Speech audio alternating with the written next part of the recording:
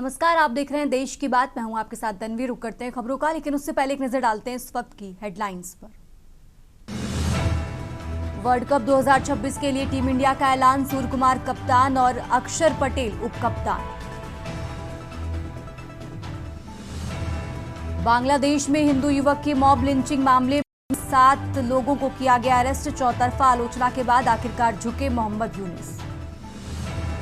National Herald case में Delhi high court पहुंची ED, trial court के आदेश को दी गई चुनौती। ट्रायल कोर्ट से खारिज हुई थी ईडी की चार्जशीट। असम में राजधानी एक्सप्रेस की चपेट में आने से 8 हाथियों की मौत। ट्रेन के 5 डिब्बे पटरी से उतरे। हादसे की जांच के दिए गए आदेश।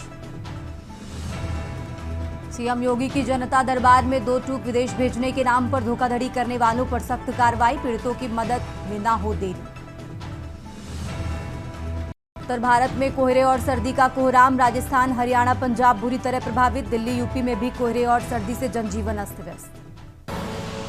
आप देख रहे हैं के न्यूज, खबरों का सारथी। और चलिए अब रुक करते हैं खबरों का और देश की बात की शुरुआत करते हैं मुंबई की खबर से। मुंबई से बड़ी खबर आपको बता रहे हैं। T20 वर्ल्ड कप के लिए टीम इंडिया का ऐलान कर दिया है। तो सूर्यकुमार यादव टीम इंडिया की कप्तानी करेंगे और इसी के साथ आपको बता दें अक्षर पटेल को उप कप्तानी की जिम्मेदारी सौंपी गई है।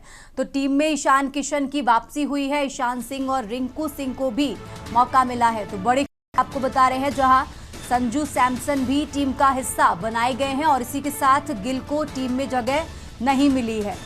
तो अक्षर पटेल को कप्तानी की जिम्मेदारी सौंपी गई है। ये बड़ी खबर आपको बता रहे हैं। टीम में ईशान किशन की वापसी हुई और गिल को टीम में जगह नहीं मिल सकी। तो बड़ी खबर आपको बता रहे हैं, टीम में ईशान किशन की वापसी हुई है। शुभमन गिल बाहर हो गए हैं। तो भारतीय टीम का ऐलान किया गया, जिसमें शुभमन गिल को बाहर कर दिया गया है और ईशान किशन की यहां पर एंट्री की गई है।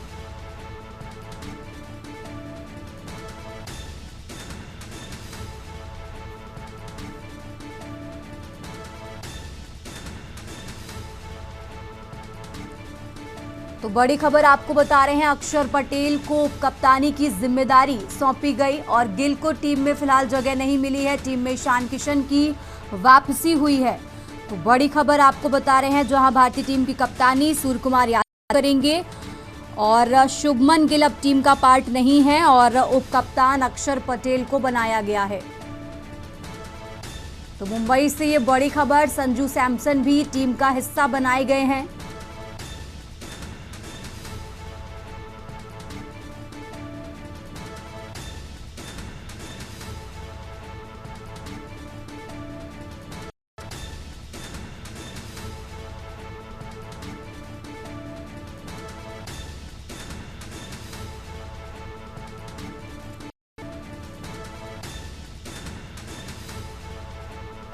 तो ये बड़ी खबर आपको बता रहे हैं, T20 वर्ल्ड कप के लिए भारतीय टीम का ऐलान कर दिया गया है। इसमें अब शुभमन गिल को जगह फिलहाल नहीं दी गई है। टीम में ईशान किशन की वापसी हुई है।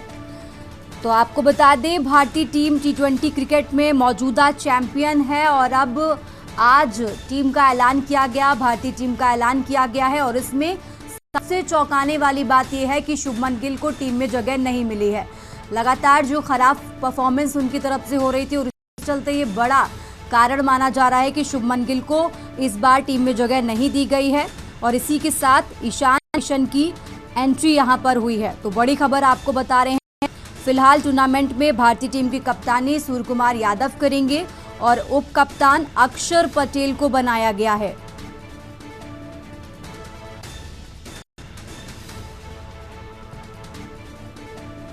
और इसी के साथ टीम में ईशान किशन की वापसी हुई है और आपको बता दें, करीब 2 साल बाद भारतीय टीम में वापस लौटे हैं ईशान किशन।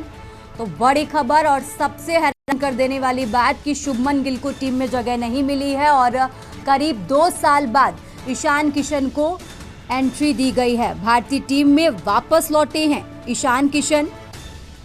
तो ईशान को अच्छे प्रदर्शन का ये लाभ मिला है, उनको जगह दी गई टीम में और शुभमन गिल को बाहर कर दिया गया है। तो T20 वर्ल्ड कप के लिए टीम इंडिया का ऐलान किया गया भारतीय टीम टी20 क्रिकेट में मौजूदा चैंपियन है और आज टीम का ऐलान किया गया है। उप कप्तान अक्षर पटेल होंगे।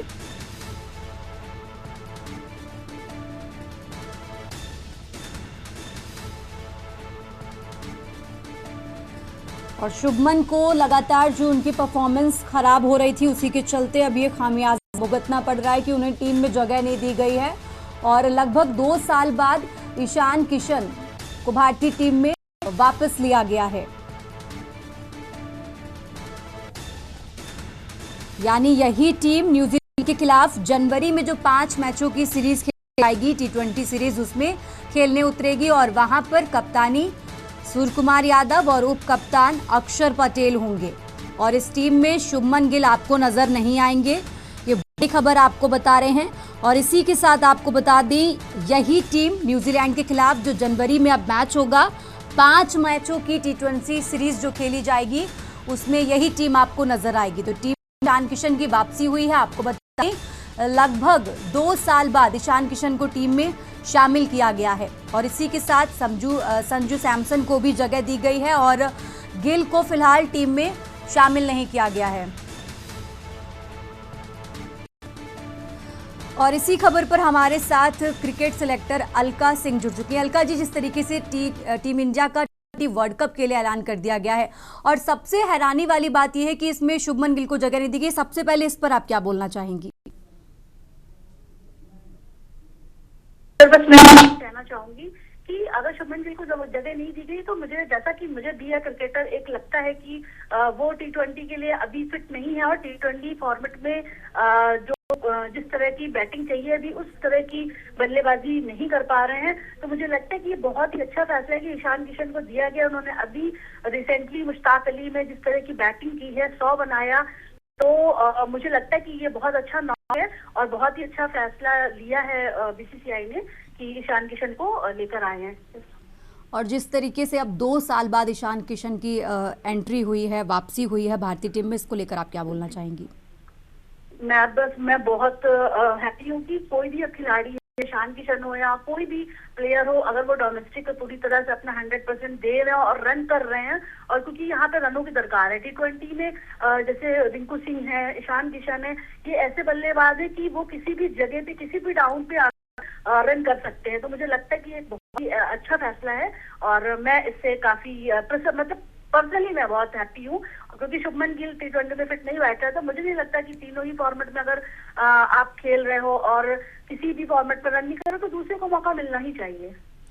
ठीक है अलका जी, बहुत बहुत शुक्रिया आपका इस बातचीत के लिए। और ये बड़ी खबर आपको बता रहे हैं, जहां टी20 वर्ल्ड कप के लिए टीम इंडिया का ऐलान कर दिया है और इसमें उप कप्तान अक्षर पटेल को बनाया गया है और उसी के साथ करीब 2 साल बाद ईशान किशन की भारतीय टीम में वापसी हुई है। आगे बढ़ते हैं खबरों में। खबर दिल्ली से है, जहां नेशनल हेराल्ड केस में दिल्ली हाईकोर्ट पहुंची ईडी। तो ट्रायल कोर्ट के आदेश को ईडी ने चुनौती दी है। ट्रायल कोर्ट से खारिज हुई थी ईडी की चार्जशीट। सोनिया गांधी और राहुल गांधी की अब मुश्किलें बढ़ सकती हैं। तो बड़ी खबर आपको दिल्ली से बता रहे हैं, जहां ट्रायल कोर्ट से खारिज हुई थी ईडी की चार्जशीट और अब माना जा रहा है कि एक बार फिर से सोनिया गांधी और राहुल गांधी की मुश्किलें बढ़ सकती हैं। तो नेशनल हेराल्ड केस में दिल्ली हाईकोर्ट पहुंची ईडी। दिल्ली से ये बड़ी खबर आपको बता रहे हैं और अब एक बार फिर से सोनिया गांधी और राहुल गांधी की मुश्किलें यहां पर बढ़ सकती हैं। ट्रायल कोर्ट से खारिज हुई थी ईडी की चार्जशीट। दिल्ली से ये बड़ी खबर आपको बता रहे हैं, नेशनल हेराल्ड केस में दिल्ली हाईकोर्ट पहुंची ईडी।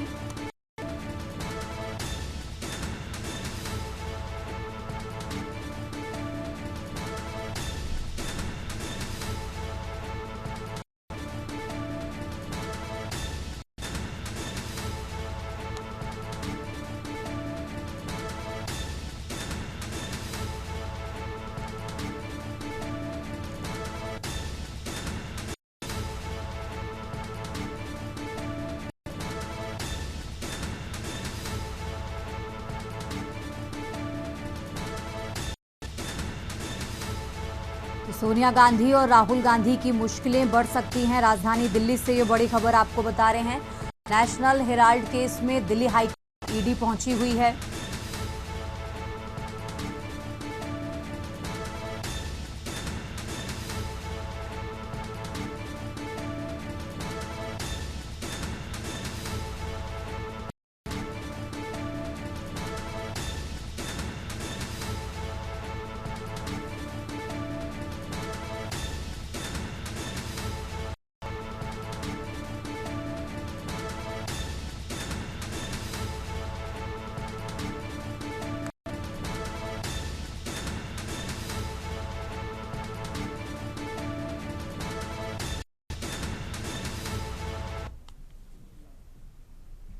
और अब आगे बढ़ते हैं खबरों में। खबर अंबाला से है, जहां हरियाणा के कैबिनेट मंत्री अनिल विज का आम आदमी पार्टी सांसद संजय सिंह पर जुबानी प्रहार। बोले, हम राम के हैं और आम आदमी पार्टी संसद हराम के हैं।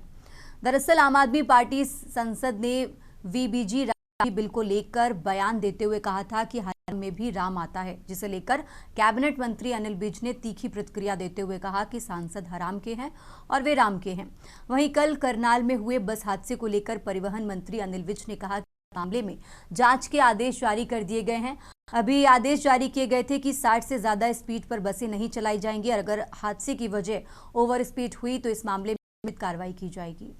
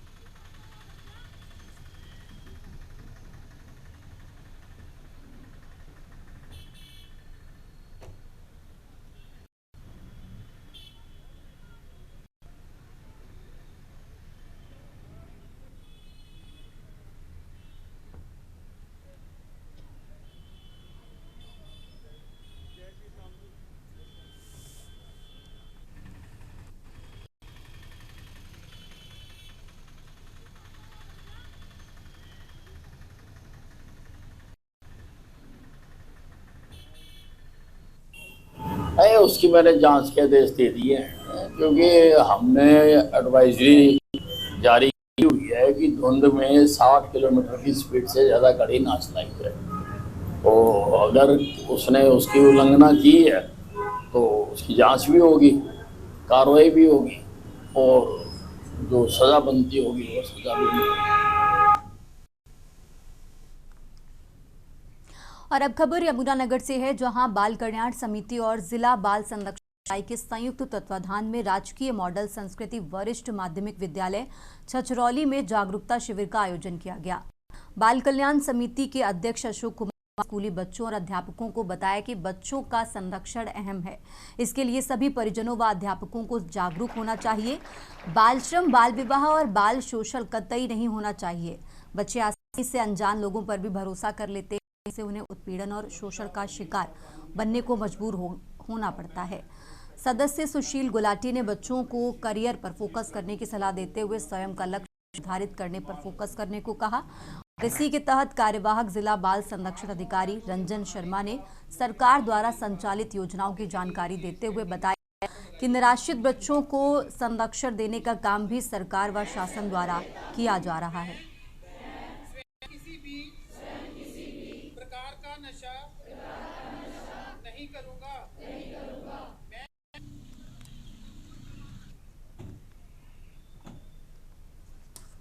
ये चाइल्ड प्रोटेक्शन ऑफिसर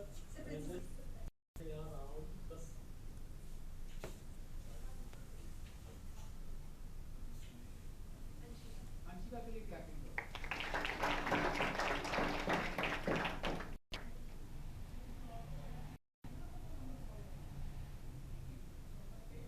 सुरक्षा और नियम और कानून के बारे में बताया।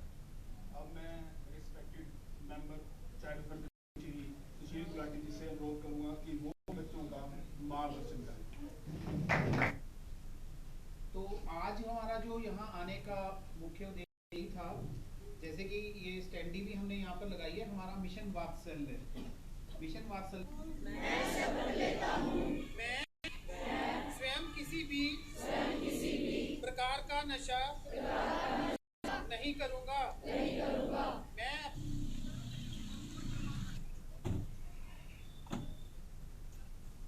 ये डिस्ट्रिक्ट चाइल्ड प्रोटेक्शन ऑफिसर मैं यहाँ रहा हूँ 10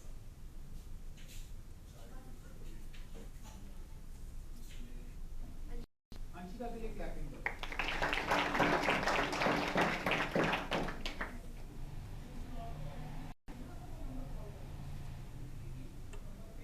सुरक्षा और नियम और कानून के बारे में।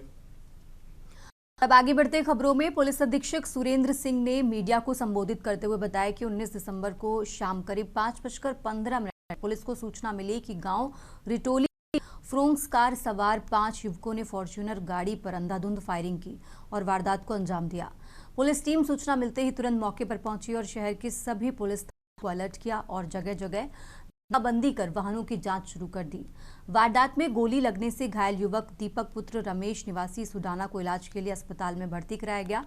दीपक की शिकायत के आधार पर धारा 109 व कई धारा के तहत मुकदमा दर्ज कर लिया गया है।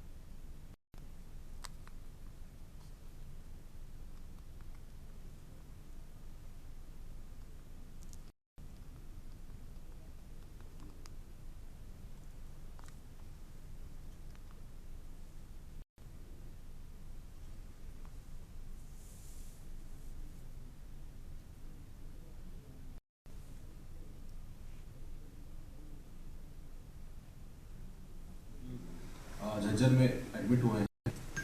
रिटोली गांव कॉलोनी थाने के अंतर्गत आता है कि वहाँ कोई फायरिंग का इंसिडेंट हुआ है, तो तुरंत पुलिस मौके पे गई और उस टाइम की सूचना प्राप्त हुई कि एक लड़का है जिसका नाम है दीपक, गांव का रहने वाला है। इसको 2 बुलेट इंजरीज थी शोल्डर और शोल्डर के पास, जो कि आउट ऑफ रेंजर था।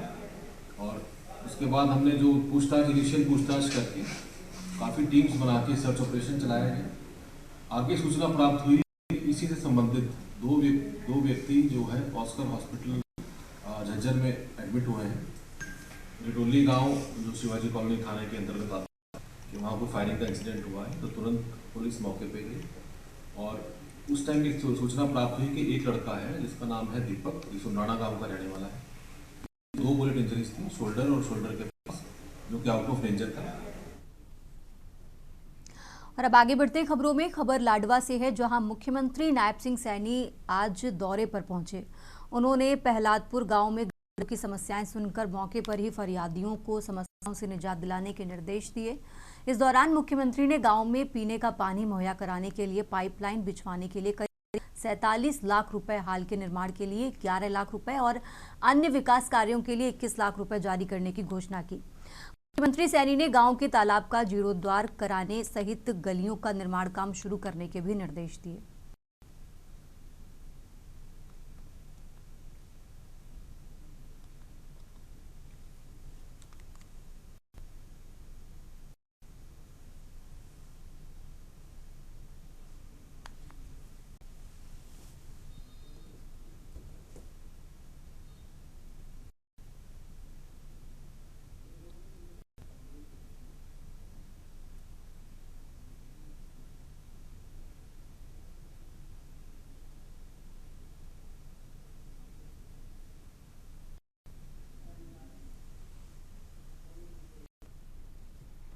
और अब आगे बढ़ते खबरों में अब बात कर रहे हैं अंबिकापुर की, जहां अंबिकापुर में सिंगल यूज प्लास्टिक रैपर के बारे में स्कूली छात्र जागरूकता फैला रहे हैं। एक छात्र बीते कई सालों से अपने स्कूल और शहर में एक अभियान चला रहे हैं। छात्र साल भर प्लास्टिक रैपर इकट्ठा करते हैं और इसके बाद अंत में प्लास्टिक वेस्ट को उन कंपनियों को वापस भेज देते हैं जिनको वो रैपर हैं। छात्रों की इस पहल की सराहना प्रधानमंत्री नरेंद्र मोदी ने भी की है। छात्रों के इस अनोखे अभियान को पीएम मोदी ने अपने सोशल मीडिया पर शेयर किया। ये पहल अंबिकापुर हेली क्रॉस स्कूल के छात्रों का कहना है कि समाज में कई लोग ऐसे हैं जिन्हें पर्यावरण और प्रदूषण से कोई मतलब नहीं है, लेकिन हम बच्चे इतने कम उम्र में प्रदूषण को लेकर चिंतित हैं। हमारा प्रयास है कि ज्यादा से ज्यादा लोग प्लास्टिक के बारे में जानें और इस्तेमाल करना बंद करें।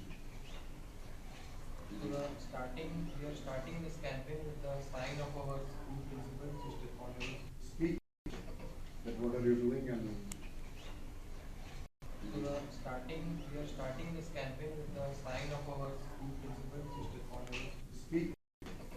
what are you doing and We are starting this campaign with the sign of our school principal, Mr. Conway. speak that what are you doing and We are start.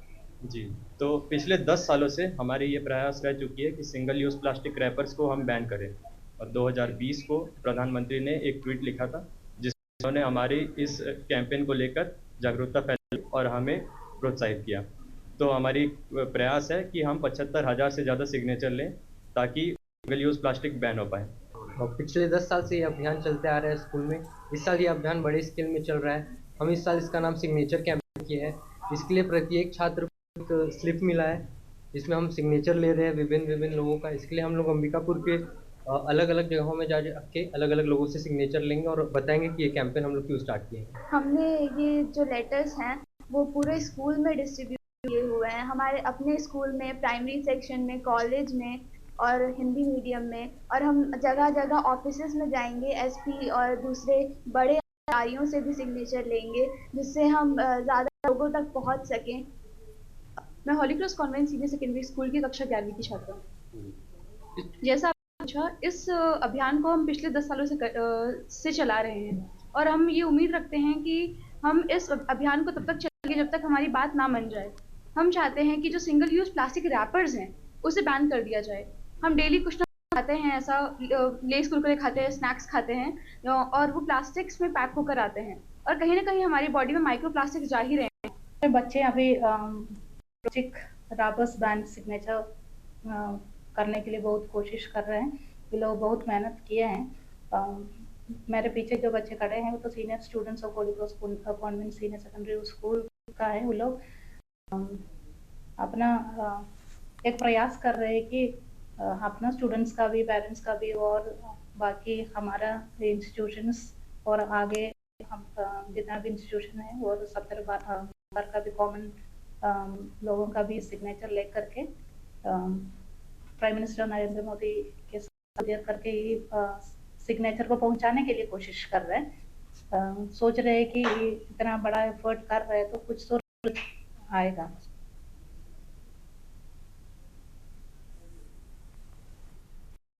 और अब खबर इंदौर से है, जहां मुख्यमंत्री डॉक्टर मोहन यादव ने इंदौर एयरपोर्ट पर media से कहा कि एक साल में 2 शहरों में मेट्रो ट्रेन चलाने वाला पहला प्रदेश है। साल 2025 दिसंबर माह का अंतिम सप्ताह भी मध्य प्रदेश के लिए ऐतिहासिक साबित होगा। उन्होंने इंदौर और भोपाल के मेट्रोपॉलिटन क्षेत्र को 2047 विजन के लिए बड़ी उपलब्धि बताया है। साथ ही उन्होंने इसी सप्ताह में ग्वालियर में उद्योग के लिए महत्वपूर्ण दिन होगा। साथ ही प्रदेश में 4 नवीन मेडिकल कॉलेज की सौगात मिलने वाली है। तो केंद्रीय स्वास्थ्य मंत्री द्वारा भूमि पूजन किया जाएगा। मुख्यमंत्री यादव ने भोपाल मेट्रो के प्रारंभ को लेकर प्रदेशवासियों को बधाई दी। प्रधानमंत्री के यशस्वी उस भाव के आधार पर भविष्य में 2047 तक जब शहरीकरण, देश की आधी आबादी शहरीकरण की तरफ जाएगी, ऐसे में उनके लिए समय रहते पहले से प्लान बना करके सुव्यवस्थित विकास के लिए मध्य प्रदेश योजनाबद्ध तरीके से चल रहा है। बात की प्रसन्नता है कि देश के अंदर हमारा अपना राज्य मध्य प्रदेश 2 स्थानों पर एक साल में मेट्रो ट्रेन चलाने वाला पहला राज्य बना है और न केवल मेट्रो ट्रेन चलाने वाला बल्कि बात की प्रसन्नता है कि देश के अंदर हमारा अपना राज्य मध्य प्रदेश 2 स्थानों पर एक साल में मेट्रो ट्रेन चलाने वाला पहला राज्य बना है और न केवल मेट्रो ट्रेन चलाने वाला बल्कि मेट्रोपॉलिटन सिटी बनाने वाला भी। आज एक नया रिकॉर्ड बनेगा। तो ट्विन सिटी के नाते से इंदौर उज्जैन मेट्रोपॉलिटन एरिया और भोपाल और आसपास जिलों को मिलाकर दूसरा मेट्रोपॉलिटन एरिया, ये दोनों मिलकर के विकास की दृष्टि से विजन 2047 माननीय प्रधानमंत्री के यशस्वी उस भाव के आधार पर भविष्य में 2047 तक जब शहरीकरण, देश की आधी आबादी शहरीकरण की तरफ जाएगी, ऐसे में उनके लिए पहले से प्लान बना करके सुव्यवस्थित विकास के लिए मध्य प्रदेश योजनाबद्ध तरीके से आगे चल रहा है।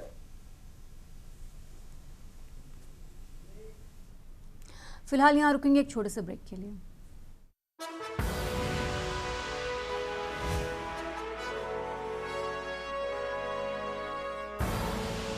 आप देख रहे हैं के न्यूज़, खबरों का सारथी। ब्रेक आ चुके हैं, रुक करते हैं खबरों का। खबर देवघर से है, जहां झारखंड की सांस्कृतिक राजधानी देवघर में भू माफियाओं का आतंक इस कदर बढ़ गया है कि अब आम नागरिक अपने ही घरों में असुरक्षित महसूस कर रहे हैं।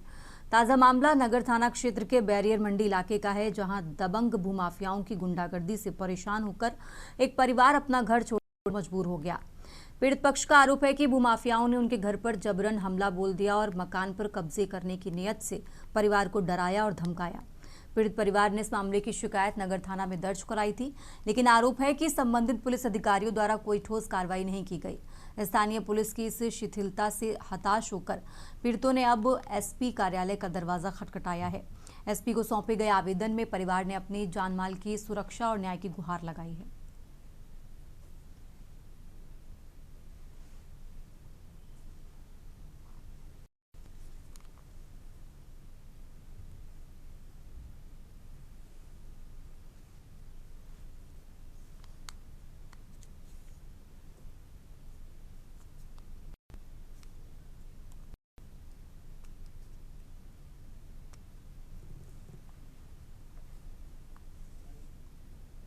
अंदर आए हैं जमीन मामले से लेकर। कुछ दलाल हैं जो गुंडागर्दी करते हुए हम लोग के आके माँ बहन और यात्री तक धोबी बोल के गाली दिए हुए हैं, ठीक है, और धमकी दे रहे हैं कि जान से मार देंगे तुम लोग को, तुम लोग का ज़मीन हड़प लेंगे। सारा ज़मीन कागजात हम ही लोग के नाम पे है। ये दलाल हैं और हम लोग को ज़बरदस्ती करके हम लोग को यहाँ से भगाना चाहते हैं। केस हुआ था 23 तारीख को। उसमें भी ये लोग हमला करके हम मेरे यहाँ पे चोट लगा दिए थे, माथे पे खून निकला था, नाक से भी खून निकला था, जो कि आवेदन भी दिए थे 23 तारीख को, 23 नवंबर 2025 में। उसका कार्रवाई अभी तक सख्त कार्रवाई नहीं हो पाया रहा है, जिसकी वजह से वो लोग का मनोबल बढ़ गया है। सलाह मार देंगे, जान से गोली मार देंगे, जान से मार देंगे। क्या ऐसा किया, कौन किया? ये सब गुंडा। लक्ष्मण यादव नाम है और रमा यादव नाम है, पिता उसका नाम है उपेंद्र यादव। हाँ। और आधा का निवासी है। हमको जमीन पर कहा जाता है? क्यों जाता है? बेच देंगे जमीन। हम बोले कहाँ बेचने देंगे? बोलने बेचेंगे तुम लोग को जान मार देंगे। और अब खबर देवघर से है, जहां भूमि संरक्षण विभाग में मुआवजा भुगतान को लेकर घूसखोरी के आरोप में जनता ने आक्रोश जताया। देवघर जिला समरनायल भवन स्थित भूमि संरक्षण विभाग में मुआवजा राशि भुगतान को लेकर घूसखोरी के गंभीर आरोप सामने आए हैं। आरोपियों से आक्रोशित लोगों ने हाथों में नोटिस की प्रक्रिया एवं दस्तावेज लेकर विभागीय कार्यालय पहुंचकर विरोध दर्ज कराया। शिकायतकर्ताओं ने का कहना है कि विभाग में वर्चस्व है और गरीब लाभार्थी से कमीशन की मांग की जा रही है। कहीं 5% तो कहीं 10% तक कमीशन मांगे जाने का आरोप भी लगाया। फिलहाल आरोपों के बाद विभागीय ये काम प्रणाली पर सवाल उठाने लगे हैं और देखना होगा कि शिकायतकर्ताओं द्वारा अब आगे क्या कदम उठाया जाता है।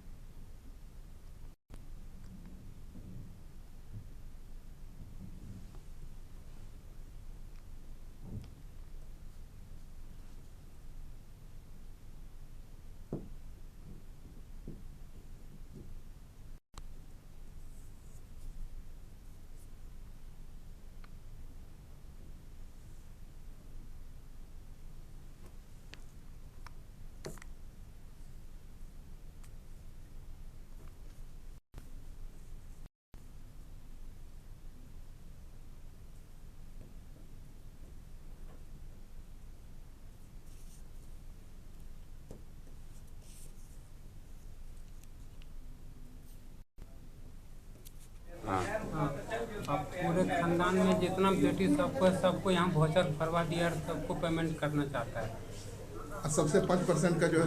ये क्या दिक्कत हो रहा है, क्या क्यों आए हैं यहाँ पे, बताइए। यहाँ आए हैं हम लोग का बंदी मारा का बनकर में जो मुआवजा आया है उसको रोक पाने के लिए बुलाया गया है। और क्या है, जमीन पैसे के लिए बुलाया गया। अच्छा, पैसा दीजिए, दीजिए, आपका काम हो जाएगा। अच्छा, पहले भी आए थे क्या? पहले भी बुलाया था? क्या मामला है? मामला यही है सर जी कि ये जो कागज है हम लोगों का जमीन रिंग रोड में गया था। रिंग रोड में जाने के बाद जो है तो हम लोग को नोटिस गया, हम लोग के पास नोटिस भी है। तो हम लोग का एक मामला चल रहा है, जो संपत्ति हम लोग का अधिग्रहण में गया उसमें मामला कोर्ट में दाखिल है, जो कि लंबित है 40 बरस से।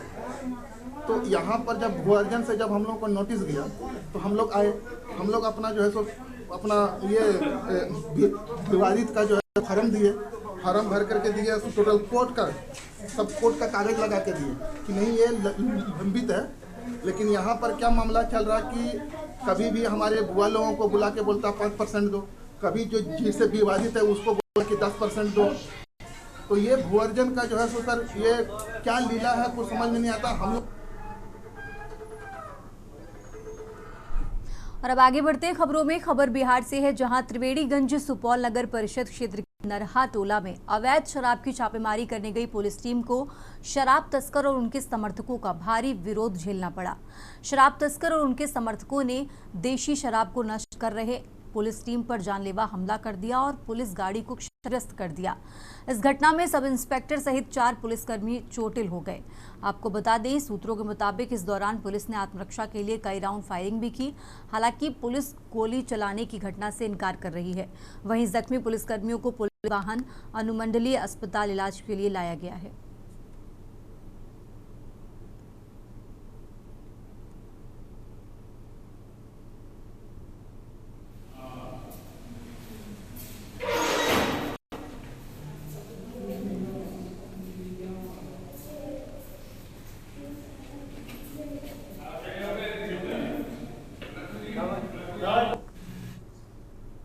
और अब बात कर रहे हैं लखनऊ की। लखनऊ से खबर आपको बता रहे हैं, बीजेपी कार्यालय पहुंचे जेपी नड्डा।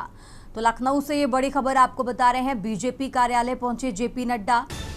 केंद्रीय मंत्री जेपी नड्डा के साथ डिप्टी सीएम भी मौजूद हैं और इसी के साथ प्रदेश के बीजेपी प्रदेश अध्यक्ष पंकज चौधरी भी मौजूद हैं। तो बीजेपी कार्यकर्ताओं के साथ बैठक करेंगे जेपी नड्डा। लखनऊ से ये बड़ी खबर आपको बता रहे हैं, 2027 विधानसभा चुनाव को लेकर इस बैठक में चर्चा होगी। प्रदेश पदाधिकारियों के साथ बैठक करेंगे जेपी नड्डा। तो लखनऊ से ये बड़ी खबर आपको बता रहे हैं, बीजेपी कार्यालय पहुंचे जेपी नड्डा। 2027 विधानसभा चुनाव को लेकर इस बैठक में चर्चा की जाएगी। प्रदेश पदाधिकारियों के साथ बैठक करेंगे जेपी नड्डा। बीजेपी कार्यालय पहुंचे जेपी नड्डा। लखनऊ से ये बड़ी खबर आपको बता रहे हैं, राजधानी लखनऊ से है जानकारी, जहां बीजेपी कार्यालय पहुंचे जेपी नड्डा। प्रदेश पदाधिकारियों के साथ बैठक करेंगे। बीजेपी प्रदेश अध्यक्ष पंकज चौधरी यहां पर मौजूद हैं और इसी के साथ डिप्टी सीएम भी यहां पर शामिल होंगे। तो बीजेपी कार्यकर्ताओं के साथ बैठक करेंगे जेपी नड्डा। आपको बता दें, इस बैठक में 2027 विधानसभा चुनाव को लेकर चर्चा की जाएगी।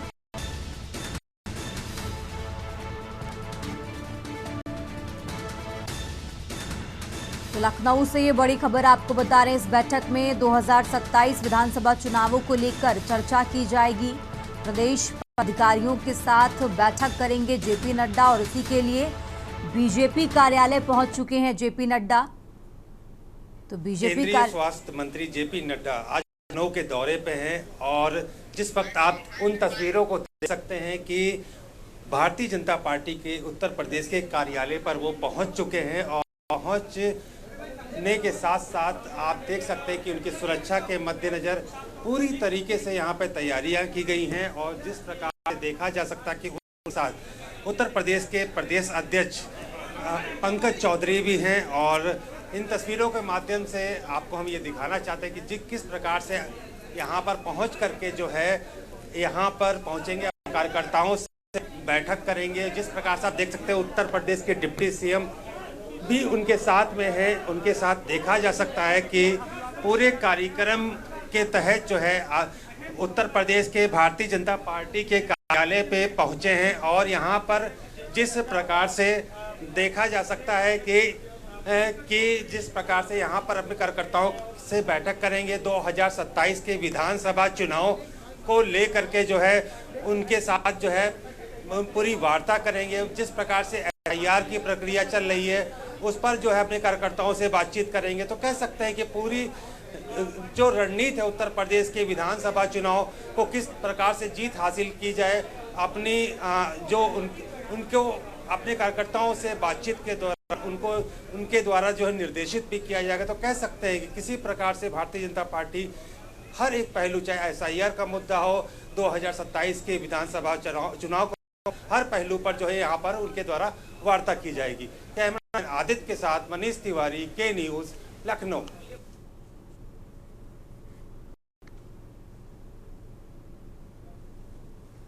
तो बीजेपी कार्यालय की तस्वीरें आपको दिखा रहे हैं। बीजेपी कार्यालय पहुंचे जेपी नड्डा और मुख्यमंत्री योगी आदित्यनाथ भी यहां पहुंच चुके हैं और अब बैठक की जाएगी। इस बैठक में 2027 विधानसभा चुनावों समेत कई मुद्दे हैं जिनको लेकर इस बैठक में बातचीत होगी।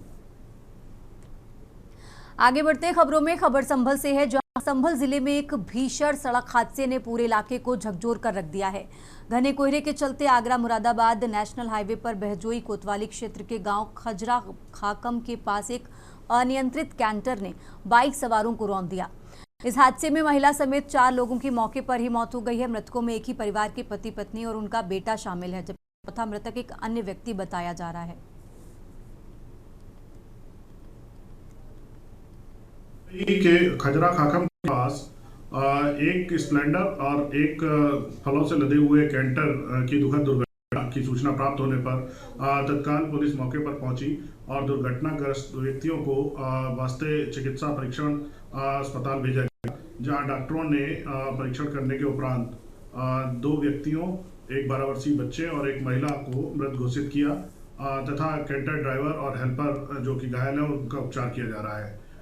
पुलिस द्वारा शवों को कब्जे लेकर मोर्चरी भेज दिया गया है और पीएम और पोस्टमार्टम की कार्रवाई की जा रही है। तहरीर प्राप्त करके आवश्यक विधिक कार्रवाई की जा रही है। मौके पर शांति व्यवस्था कायम है। आज संभल के हेडक्वार्टर के पास खजरा खाकम स्थान पे रोड पर एक स्प्लेंडर और एक चीकू से भरे हुए कैंटर की भिड़ंत हो गई, जिसमें जो बाइक पर सवार 3 लगभग 30 से 35 वर्ष के 2 पुरुष और एक महिला और एक 12 वर्ष का बच्चा, चारों में से 3 मौके पर एक्सपायर हो गए और महिला की चिकित्सालय ले जाते समय उनकी मृत्यु हो गई। और अब खबर से है, जहां इलाज के दौरान संदिग्ध परिस्थितियों में एक महिला की मौत हो गई, जिसे लेकर परिजनों ने जमकर हंगामा काटा। आपको बता दें, कालपी कोतवाली क्षेत्र के इटहा गांव निवासी दिनेश कुमार दोहरे अपनी पत्नी ज्योति देवी 28 साल को इलाज के लिए राधारानी क्लिनिक कुठौंद लाए।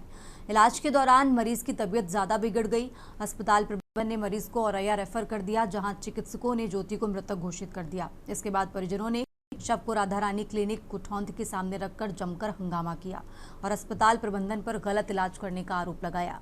मौके पर पहुंची पुलिस ने परिजनों को समझाकर शव को पोस्टमार्टम के लिए भेजा। वहीं अस्पताल प्रबंधन क्लिनिक पर ताला डालकर भाग गए। हमारी पत्नी के 12 बजे कल लेके आए थे, कोई इंजेक्शन लगाया या कुछ किया तो हमारी पत्नी काली पड़ने लगी, तो इन्होंने मुझे जबरदस्ती का जी मेरे साथ में हमें साथ में लेके हॉस्पिटल औरैया लेके गए। और ये हॉस्पिटल नाम पता है? नहीं, औरैया से फिर औरैया में उन लोगों ने देखा थोड़ा बहुत और कहीं ले जाओ कानपुर। 50 मीटर दूरी पे हमारी पत्नी की दम टूट गई।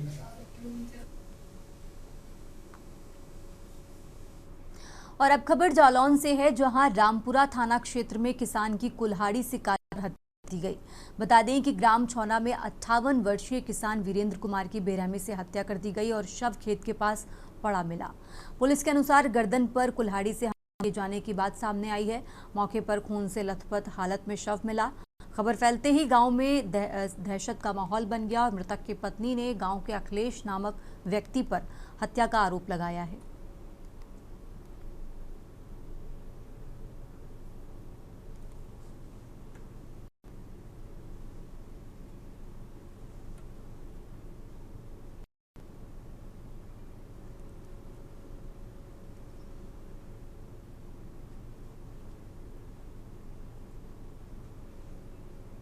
जिसको थाना रामपुरा के ग्राम छौना के ग्राम प्रधान द्वारा थाना रामपुरा पर यह सूचना दी गई कि ग्राम छौना के निवासी वीरेंद्र कुमार पुत्र राम स्नेही, जिनकी उम्र करीब 55 वर्ष है, इनका शव गांव के पास ही खेत के किनारे पड़ा हुआ है। इस पर त्वरित कार्रवाई करते हुए थाना रामपुरा पुलिस बल एवं फोरेंसिक टीम द्वारा मौके पहुंचकर जांच पड़ताल की गई। जांच पड़ताल में यह बात सामने आई कि ग्राम छौना के निवासी अखिलेश दोहरे वीरेंद्र कुमार दोनों ही उस खेत के किनारे बैठकर शराब पी रहे थे। शराब पीने के दौरान किन्हीं कारणों से लेकर दोनों के मध्य विवाद हुआ, विवाद बढ़ने पर अखिलेश गोरे द्वारा उसके पास पूर्व से ही मौजूद कुल्हाड़ी द्वारा वीरेंद्र कुमार के ऊपर कुल्हाड़ी से प्रहार कर दिया गया। और अब आगे बढ़ते हैं खबरों में। पूरनपुर नगर से सटी ग्राम पंचायत नारायणपुर में उस समय हड़कंप मचा, रिटायर्ड सीआईएसएफ कर्मी के घर संदिग्ध परिस्थितियों में गोली चल गई। इस घटना में एक युवक की मौके पर ही मौत हो गई, जबकि घर की महिला गंभीर रूप से घायल हुई। सूचना मिलते ही पुलिस अधिकारी मौके पर पहुंचे और जांच पड़ताल शुरू कर दी। जानकारी के अनुसार नारायण ग्राम पंचायत के बंडा रोड पर retired CISF SI Puran Singh का आवास है। थाना मचोला क्षेत्र के गांव टोडरपुर निवासी करीब 30 वर्षीय सुखदेव सिंह उनके घर आया था। बताया जा रहा है कि घर के अंदर रुपयों के लेन देन को लेकर किसी बात पर विवाद हो गया। विवाद के दौरान अचानक गोली चल गई, जिसमें सुखदेव सिंह को गोली लगी और उसकी मौके पर ही मौत हो गई।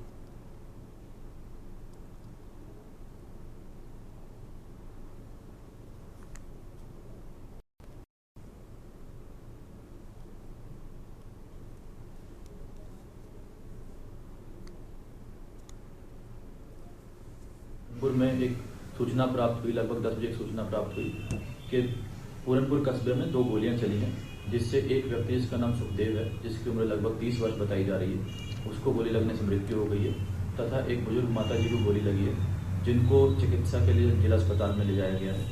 उनकी हालत अभी ठीक है। मौके पर पुलिस टीम पहुंची है और सारे साक्ष्य एकत्रित किए जा रहे हैं। जिस प्रकार से साक्ष्य प्राप्त होंगे उससे आगे विधिक कार्रवाई की जाएगी और इसमें मुकदमा पंजीकृत कर आगे विधिक कार्रवाई की जाएगी। तो मौके पे असला भी मिला है, क्या है? ये मौके पे एक शस्त्र बरामद हुआ है, जो कि भारत में ही बनी एक पिस्टल है और लड़के के पिता द्वारा बताया जा रहा है कि उसके द्वारा ये पिस्टल लगभग 1.5-2 साल पहले ली गई है। और अब खबर फर्रुखाबाद से है, जहां जनपद के अमृतपुर तहसील सभागार में जिलाधिकारी आशुतोष कुमार द्विवेदी की अध्यक्षता में संपूर्ण समाधान दिवस आयोजित किया गया। संपूर्ण समाधान दिवस में राजस्व विभाग की 33, पुलिस विभाग की 9, विकास विभाग की 11 और विद्युत विभाग की 7, खाद्य एवं रसद विभाग की 2 व अन्य विभागों की कुल 5 शिकायतें 67 शिकायतें प्राप्त हुई हैं, जिनमें से 2 का मौके पर ही निस्तारण किया गया। इस अवसर पर जिलाधिकारी आशुतोष द्विवेदी द्वारा 2 लोगों को तत्काल मौके पर आयुष्मान कार्ड बनवाकर वितरित किया गया। जिलाधिकारी आशुतोष कुमार द्विवेदी द्वारा प्राप्त शिकायतों का शासन की मंशा के अनुरूप प्राथमिकता के आधार पर तय समय सीमा के अंदर निस्तारण करने के संबंधित अधिकारियों को आदेश दिए।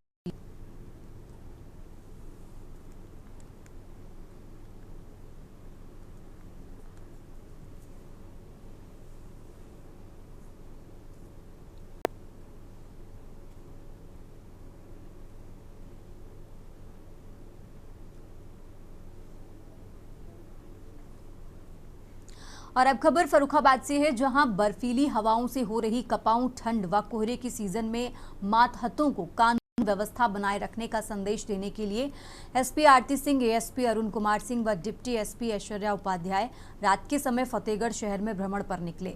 अपने रात्रि भ्रमण के दौरान उन्होंने सभी प्रमुख स्थानों पर लगाई जाने वाली ड्यूटी चेक करते हुए मातहतों को लगातार सतर्कता बरतने के निर्देश दिए। उन्होंने ड्यूटी के दौरान संदिग्ध वाहनों और लोगों पर निगाह बनाए रखने पर जोर देते जांच पड़ताल करने के निर्देश भी दिए। अधिकारियों ने कहा कि बैंक व एटीएम बूथ सहित अन्य संवेदनशील स्थानों की सुरक्षा में किसी तरह की चूक नहीं होनी चाहिए।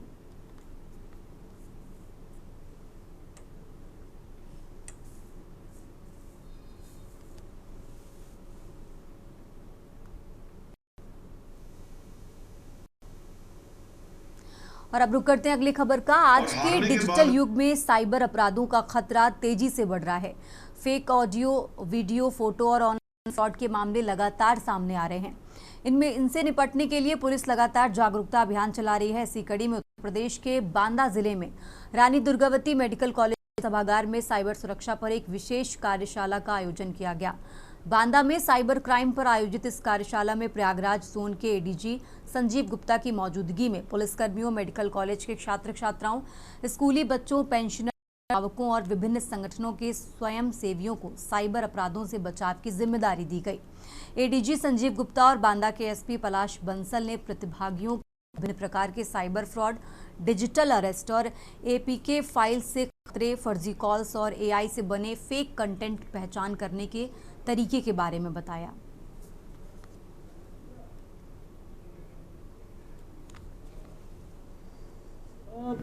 हमारे डीजीपी महोदय श्री राजीव जी का ये 1-2 महीने हो गए कार्यक्रम चल रहे हैं पूरे प्रदेश में, हर रेंज में हो रहा है साइबर जागरूकता के ऊपर, क्योंकि साइबर अपराध को अब रोकने का यही तरीका है कि ज़्यादा से ज़्यादा लोगों में जागरूकता हो, प्लस पुलिस का प्रशिक्षण, जिसके थ्रू पुलिस रेट करें कि ये जितने नए तरह के अपराध हो रहे हैं इसमें अपराधियों से पकड़ते हैं और रोकते हैं। तो उसी श्रृंखला में ये बांदा रेंज में ये रखा गया। हमारे डीजी महोदय सर भी थे यहाँ पे, डीआईजी महोदय थे और सारे एसपीज थे और पब्लिक के सारे लोग थे, ऑफिसर्स थे। तो उसमें हमने आज यही बताया कि किस किस तरह के लेटेस्ट साइबर अपराध हो रहे हैं। तो सबसे पहले तो डिजिटल अरेस्ट, जो अभी भी रुक नहीं पा रहा है इतनी जागरूकता होने के बाद भी। आज बांदा जनपद में बांदा मंडल के चारों जनपद से यहाँ पुलिस अधिकारी मौजूद हैं।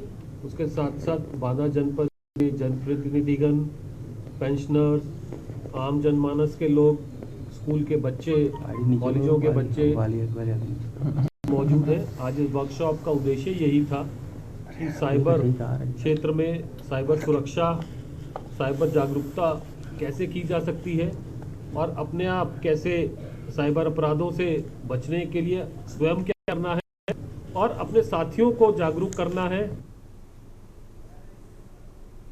और अब आगे बढ़ते खबरों में बात कर रहे हैं रायबरेली की। रायबरेली से खबर आपको बता रहे हैं, जहां खून से लथपथ घर में महिला का शव मिला। तो रायबरेली से खबर आपको बता रहे हैं, जहां खून से लथपथ घर में महिला का शव मिला है। हत्या से परिजनों में हड़कंप मचा है और ग्रामीणों में इसी को लेकर आक्रोश है। लालगंज क्षेत्र के जगतपुर भिचकौरा गांव की ये घटना आपको बता रहे हैं। तो खून से लथपथ घर में महिला का शव मिला। रायबरेली से खबर आपको बता रहे हैं, खून से लथपथ घर में महिला का शव मिला है।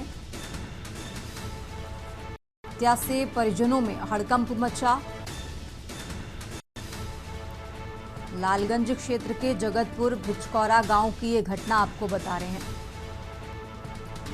तो घर में खून से लथपथ महिला का शव मिला है। रायबरेली से खबर आपको बता रहे हैं। इस घटना के बाद इलाके में दहशत का माहौल है और इसी खबर पर ज्यादा जानकारी के लिए हमारे साथ केशवानंद जुड़ चुके हैं। किस तरीके से घर में महिला का खून से लथपथ शव मिला है, अभी तक इस मामले में क्या जांच पड़ताल हुई है, परिजनों का क्या कहना है, पूरा अपडेट क्या है इसको लेकर? केशवानंद। देखिए, आपको बता दें पूरा मामला रायबरेली जिले के लालगंज कोतवाली क्षेत्र के जगतपुर बिचौला गाँव का, जहाँ पे बताया जा रहा है घर के अंदर एक महिला का जो है शव मिला है। बताया जा रहा है कि बांका से काट करके महिला की हत्या की गई है, जिसके बाद जो है शव जो के अंदर विशेष अवस्था में पाया गया था। उसके बाद परिजनों ने हत्या का आरोप लगाते हुए काफी आक्रोश देखने को मिला। वही भारी संख्या में पुलिस बल की तैनाती कर दी गई। मौके पर पहुंची पुलिस ने शव को कब्जे में लेकर के पोस्टमार्टम के लिए भेज दिया है।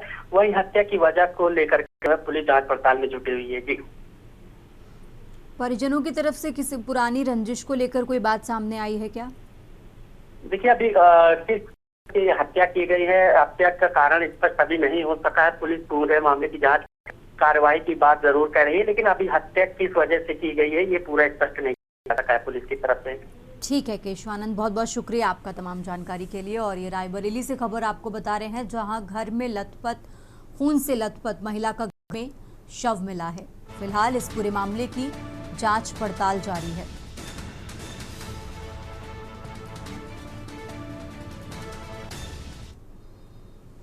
और अब आगे बढ़ते खबरों में बात कर रहे हैं देहरादून की, जहां शहर को ट्रैफिक जाम से निजात मिलेगी। जाम से निपटने को लेकर बड़ा फैसला लिया गया है। निरंजनपुर मंडी होगी शिफ्ट शहर से बाजार।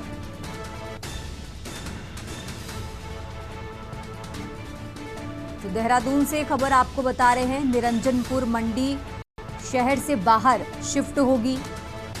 जाम के चलते ये बड़ा फैसला सामने आया है। एमजीडीए को नया स्थान तलाशने के निर्देश जारी किए गए हैं। आढ़त बाजार पुनर्निर्माण को शासनादेश जारी करने के निर्देश दिए गए और इसी के साथ आपको बता दें 20 जनवरी तक शासनादेश जारी करने के निर्देश दिए गए हैं। शहर के 6 जंक्शनों के सुधार का आदेश भी यहां पर जारी हुआ है। तो देहरादून से खबर आपको बता रहे हैं। और अब आगे बढ़ते खबरों में खबर हरिद्वार से है, जहां मुख्यमंत्री पुष्कर सिंह धामी ने हरिद्वार पहुंचते ही राज्य की औद्योगिक और कृषि आधारित अर्थव्यवस्था को नई गति देने का स्पष्ट संदेश दिया है। सीएम एमबी ने सबसे पहले बुग्गावाल क्षेत्र में एमबी फूड प्रोसेसिंग प्लांट का विधिवत उद्घाटन किया। इसके बाद वे मशरूम प्रोसेसिंग प्लांट पहुंचे, जहां रिबन काटकर दूसरे प्लांट का शुभारंभ किया गया। मशरूम प्लांट पहुंचने पर मुख्यमंत्री का कार्यकर्ताओं और स्थानीय लोगों ने पुष्प वर्षा कर स्वागत किया। उद्घाटन के बाद मुख्यमंत्री ने प्लांट की व्यवस्थाओं का निरीक्षण भी किया और उत्पादन प्रक्रिया की जानकारी भी ली। साथ ही उन्होंने कहा कि सरकार कृषि क्षेत्र को सर्वोच्च प्राथमिकता दे रही है और इसी दिशा में स्टेट मिलेट मिशन और ग्रीन ग्रोथ जैसी योजनाएं शुरू की गई हैं। मुख्यमंत्री ने साफ किया कि इन मिशनों का उद्देश्य किसानों की आय बढ़ाना, उन्हें व्यवसाय से जोड़ना और राज्य को आर्थिक रूप से ज्यादा समृद्ध बनाना है।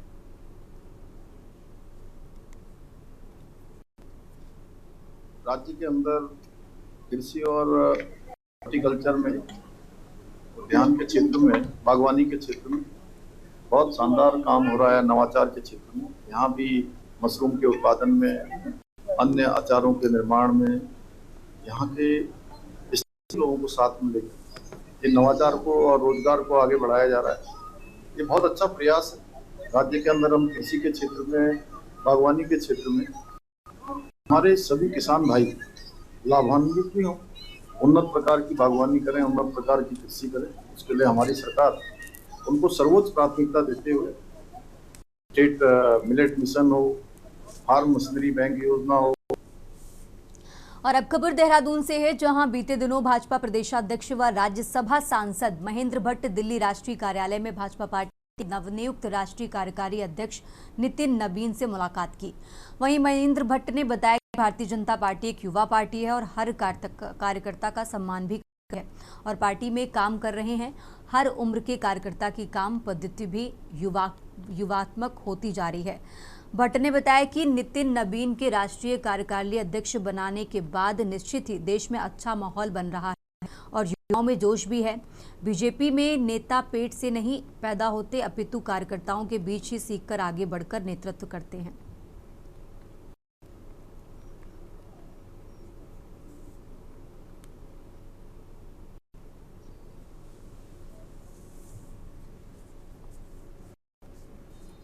जनता पार्टी में हर कार्यकर्ता को सम्मान दिया जाता है।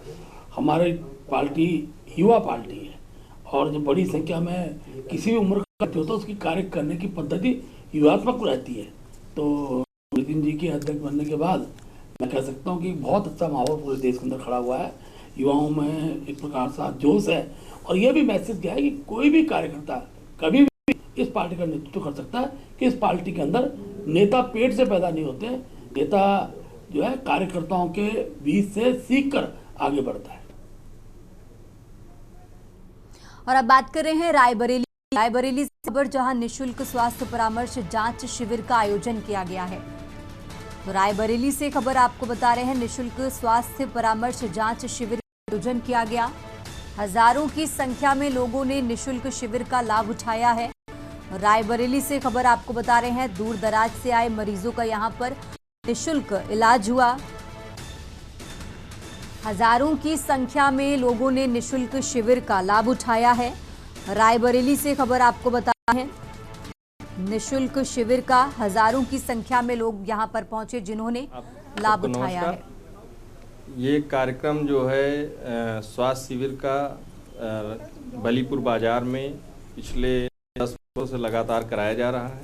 उसी क्रम में आज के तारीख में ये कार्यक्रम Indian medical association Raebareli, siemens hospital Rae Bareli, Regency hospital Lucknow, सतगुरु नेत्र चिकित्सालय चित्रकूट, सुमित्रा हॉस्पिटल और रायबली के सारे प्रतिष्ठित डॉक्टरों के सहयोग से यहाँ पर प्रतिवर्ष जो कार्यक्रम होता है, ये कैंप रहता है। उसी की तरह आज की तारीख में भी ये कैंप का आयोजन किया गया है। ये तो देखिए बहुत अच्छा कार्य है। जो सक्षम लोग हैं, समाज के जहाँ भी के सक्षम लोग हैं, समर्थ लोग हैं, उन्हें अपने अगल बगल अड़ोस पड़ोस के लोगों को इस तरीके की मदद करती रहनी चाहिए। और स्वास्थ्य शिविर तो गवर्नमेंट के साथ साथ सामान्य तौर पर जगह लगने चाहिए और आदमी को जागरूक होना चाहिए कि अपने स्वास्थ्य के परीक्षण लगातार साल भर में 1-2 बार कराता रहना चाहिए, क्योंकि बहुत से रोग शुरुआती दौर में पता चल जाते हैं तो उससे समुचित इलाज हो जाता है और स्वास्थ्य के लिए भी अच्छा है।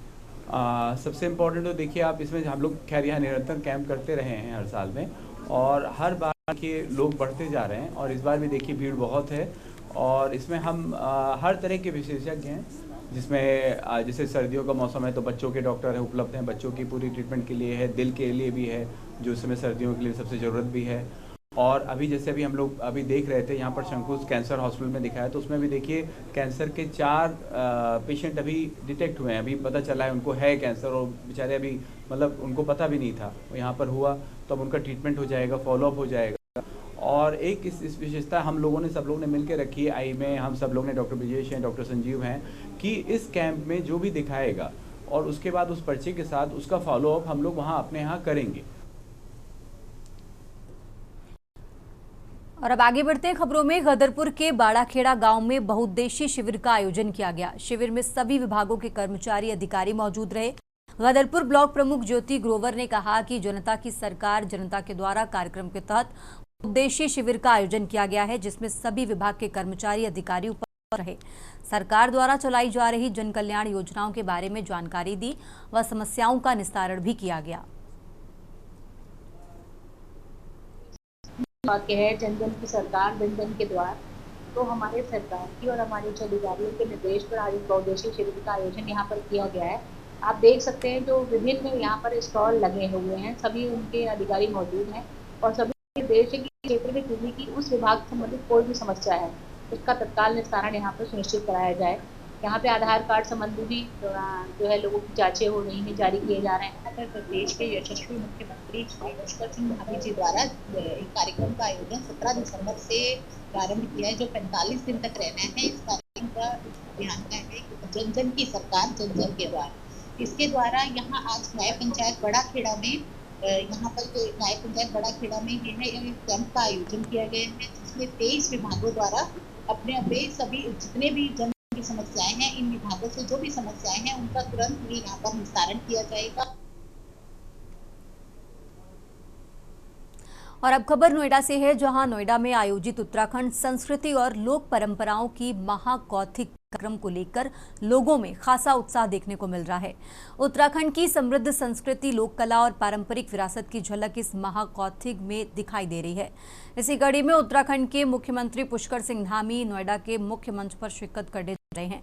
कार्यक्रम के अनुसार मुख्यमंत्री धामी का शाम करीब 4:30 बजे मंच पर आगमन प्रस्तावित है, जहां वो मौजूद जनसमूह को संबोधित करेंगे।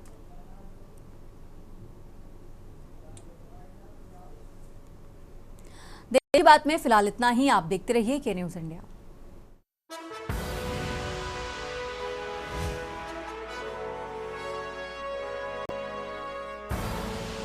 आप देख रहे हैं के न्यूज़, खबरों का सारथी।